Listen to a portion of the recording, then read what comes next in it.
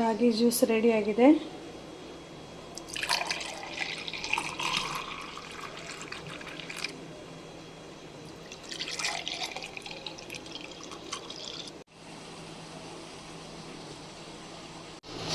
Hello everyone, ನನ್ನ ಚಾನಲಿಗೆ ಸುಸ್ವಾಗತ. ನಾನು ಸೀತಾ ಗಣೇಶ್. ನಾನಿವತ್ತು ರಾಗಿ ಪಾನಕ ಮಾಡೋದು ಹೇಗೆ ಅಂತ ತೋರಿಸ್ಕೊಡ್ತೇನೆ. ನಾನು 1 ಗ್ಲಾಸ್ ರಾಗಿನ ತಗೊಂಡಿದ್ದೀನಿ.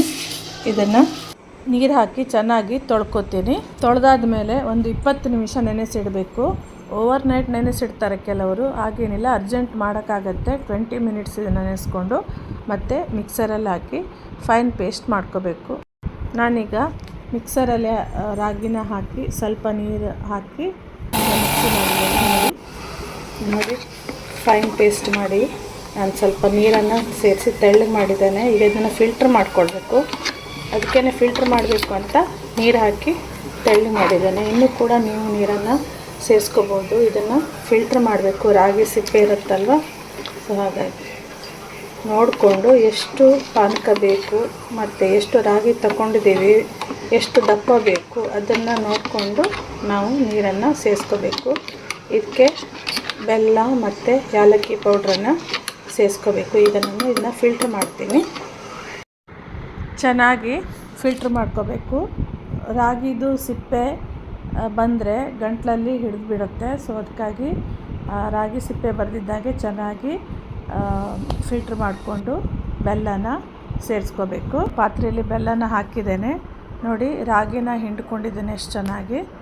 ಎಲ್ಲ ಹಾಲನ್ನು ಕರೆಕ್ಟಾಗಿ ಹಿಂಡ್ಕೊಂಡಿದ್ದೀನಿ. ಮತ್ತು ಸ್ವಲ್ಪ ಏಲಕ್ಕಿ ಪೌಡ್ರನ್ನು ಹಾಕ್ಕೋಬೇಕು. ನಿಮ್ಗೆ ಎಷ್ಟು ನೀರು ಬೇಕು ಅಷ್ಟು ನೀರು ಹಾಕಿ ಮತ್ತು ಬೆಲ್ಲ ಏಲಕ್ಕಿ ಪೌಡರು ಹಾಕಿ ಚೆನ್ನಾಗಿ ಮಿಕ್ಸ್ ಮಾಡಬೇಕು.